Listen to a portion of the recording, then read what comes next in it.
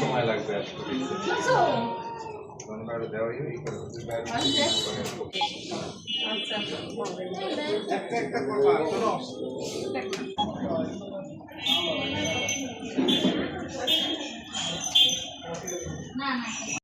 বিশ্ব জলাতঙ্ক দিবস এই উপলক্ষে আমাদের জেলায় র্যালি এবং আলোচনা সভা অনুষ্ঠিত হয়েছে এবং প্রত্যেকটি উপজেলায় বিনামূল্যে কুকুর এবং বিড়ালের র্যাবিস ভ্যাকসিন প্রদান করা হবে। মূল উদ্দেশ্য হলো যে জলাতঙ্ক প্রতিরোধের জন্য যাতে কুকুর বিড়াল যদি মানুষকে আচর দেয় সেক্ষেত্রে যেন জলাতঙ্ক রোগে মানুষ আক্রান্ত না হয়, কুকুর বিড়াল যাতে জলাতঙ্ক রোগে আক্রান্ত না হয়, এটাই হলো এই প্রোগ্রামের উদ্দেশ্য।